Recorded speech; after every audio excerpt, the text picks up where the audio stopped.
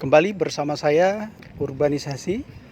Kali ini bersama Obrolan Hukum Indonesia akan memberikan pengetahuan tentang tips bagaimana kita menghadapi suatu somasi yang akan diberikan oleh seorang pengacara.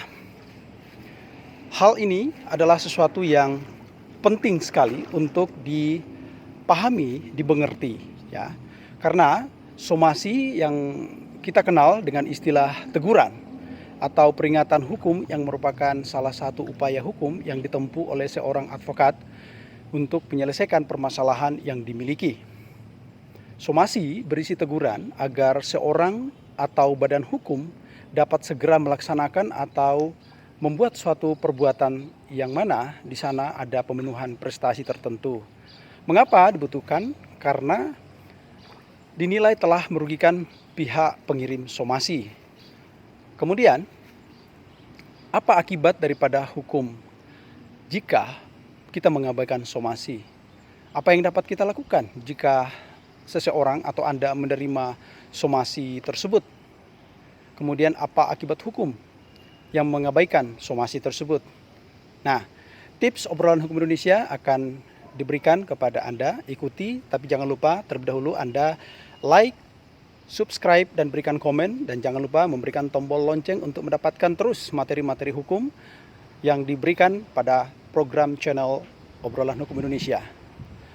Saya lanjutkan terkait dengan lembaga yang memiliki kewenangan untuk menjatuhkan hukuman, baik itu hukuman denda atau hukuman fisik atau badan, sebagai suatu akibat hukum mengabaikan suatu somasi. Hanya ketika saudara mengabaikan somasi, maka di situ akan mengakibatkan terpenuhinya beberapa unsur dalam hukum pidana, berupa unsur dengan sengaja atau tidak memiliki itikat baik, yang mengakibatkan adanya suatu kerugian pada pihak lain, sehingga pengirim somasi dapat melanjutkan proses hukum baik itu ke ranah pidana dengan melaporkan perbuatan dimaksud atau menggugat secara keperdataan. Nah, di sini Obrolan Hukum Indonesia akan memberikan beberapa langkah yang akan dicapai sebagai trik dalam menghadapi somasi. Pertama yang Anda harus lakukan dalam menghadapi somasi, baca dan cermati pengirim somasi. Lihat alamat, lihat identitas, dan lihat siapa yang diwakili, ya. Kemudian baca dan cermati maksud dan tujuan pengiriman somasi, ya. Apa maksudnya dan tujuannya apa. Yang ketiga Anda harus perhatikan adalah dibaca, dicermati apa permintaan pengirim somasi. Lalu yang keempat adalah baca kemudian cermati lagi tanggal pengiriman dan batas waktu somasi yang diberikan kepada Anda.